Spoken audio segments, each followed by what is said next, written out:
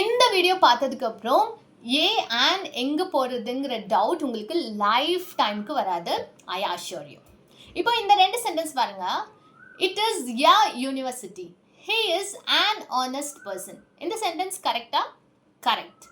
ஏன்னா இது வரைக்கும் நம்ம என்ன பார்த்துருக்கோம்? ஏஇஐஓயு வந்தால் அதுக்கு முன்னாடி ஆன் போடணும், மற்ற கான்சனன்ஸ் வந்தால் அதுக்கு முன்னாடி ஏ போடணும் அப்படின்னு பார்த்துருக்கோம். ஆனால் இங்கே யூனிவர்சிட்டி யூ வந்திருக்கு, அதுக்கு முன்னாடி ஏ போட்டிருக்கோம், அது கரெக்டு தான். ஹெச்ஒஎன்இஎஸ்டி ஆனஸ்ட் வந்திருக்கு, அதுக்கு முன்னாடி ஆன் போட்டிருக்கோம், அதுவும் கரெக்டு தான். எப்படி? So it is not with the vowels but the vowel sounds. It is not with the consonants but the consonant sounds.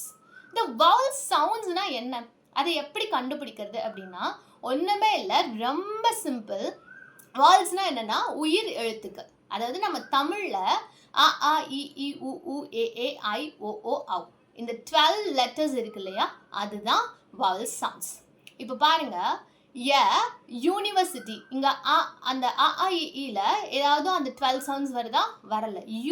Yeah sound தான் வருது. அப்போ யூனிவர்சிட்டினா அதுக்கு முன்னாடி ஏ தான் வரணும். இதே இங்கே பாருங்க, அண்ட் ஆனஸ்ட். இப்போ இங்கே ஹெச் வந்து சைலண்ட் ஆகிடுது. ஸோ ஹானஸ்ட்னு சொல்ல மாட்டோம், நம்ம ஆனஸ்ட் அப்படின்னு சொல்லுவோம். அப்போ என்ன வருது?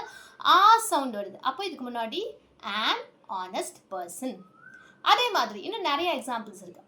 an umbrella ஆ சவுண்டு தான் வருது. So an umbrella. யூரோப்பியன் ஈ வந்தாலும் அங்கே யா சவுண்ட் தான் வருது. ஸோ யூரோப்பியன் அப்படின்னு தான் சொல்லணும். அதே மாதிரி an இந்தியன். இந்தியனா என்ன வருது? E sound. So he is an Indian அப்படி தான் சொல்லணும்.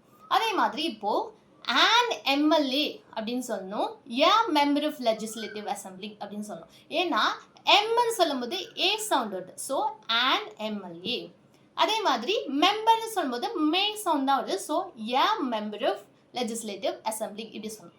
இப்போ உங்களுக்கு க்ளீனாக புரிஞ்சிருக்கும் அப்படின்னு நினைக்கிறேன். இப்போ இங்கே கொடுத்துருக்க சென்டென்ஸில் ஏ வருமா ஆன் வருமா அப்படிங்கிறத கரெக்டாக comment in the comments. I'm waiting to read your comments. Thanks for watching this video and I will meet you in another video.